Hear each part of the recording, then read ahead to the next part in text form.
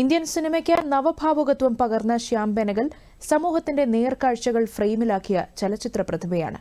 ശ്യാം ബെനഗൽ വിട പറയുമ്പോൾ ഓർമ്മയാകുന്നത് ഇന്ത്യൻ സിനിമയുടെ വസന്തകാലം കൂടിയാണ്.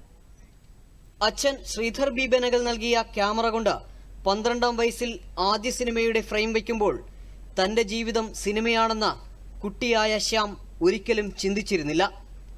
സാമ്പത്തിക നേട്ടം മാത്രം ലക്ഷ്യം വെച്ച് വിഹരിച്ച ഹിന്ദി വാണിജ്യ സിനിമകൾക്ക് നടുവിലേക്കാണ് സമാന്തര സിനിമകളുടെ സാധ്യതകളുമായി ശ്യാം ബെനഗൽ ചുവടുറപ്പിച്ചത്.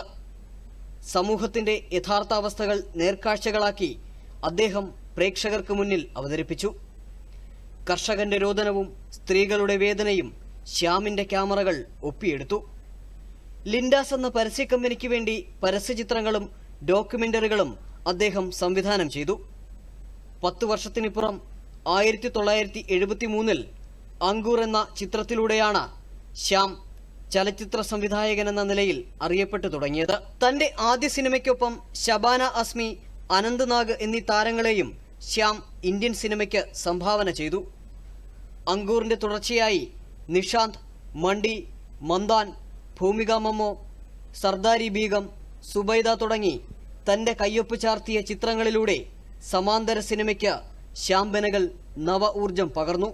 ഗാന്ധിജിയുടെ ജീവിതത്തെ ആസ്പദമാക്കി 1996 പുറത്തിറങ്ങിയ making of the Mahatma Shyam ബെനഗലിന്റെ പ്രതിഭയ്ക്ക് തിളക്കം കൂട്ടുന്നതായിരുന്നു. സ്മിത പാട്ടീൽ, നസറുദ്ദീൻ ഷാ തുടങ്ങിയ അഭിനേതാക്കളെ താരപദവിയിലേക്ക് ഉയർത്തിയതും ശ്യാം ബെനഗലായിരുന്നു. ബോളിവുഡിന്റെ സുവർണകാലത്ത് സമാന്തര സിനിമകൾ നിർമ്മിക്കാൻ പാടുപെട്ട ശ്യാം ബെനഗൽ ഇടക്കാലത്ത് ടെലിവിഷൻ സീരിയലുകളും റെയിൽവേക്ക് വേണ്ടി യാത്ര, ഖോജു തുടങ്ങിയവയും നിർമ്മിച്ചു.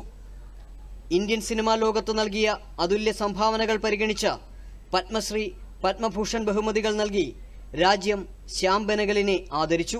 മികച്ച സിനിമയ്ക്കുള്ള ദേശീയ പുരസ്കാരം 7 തവണ കരസ്ഥമാക്കിയ ശ്യാം ബെനഗലിനെ രാജ്യത്തെ ചലച്ചിത്ര മേഖലയിലെ പരമോന്നത പുരസ്കാരമായ ദാദാ സാഹിബ് ഫാൽക്കെ അവാർഡും തേടിയെത്തി. ജവഹർലാൽ നെഹ്റുവിന്റെ ഡിസ്കവറി ഓഫ് ഇന്ത്യ എന്ന പുസ്തകത്തെ അടിസ്ഥാനമാക്കി ദൂരദർശനു വേണ്ടി അദ്ദേഹം നിർമ്മിച്ച ഭാരത് എക് ഖോജ് എന്ന ടെലിവിഷൻ സീരിയലും ഏറെ ശ്രദ്ധേയമായിരുന്നു.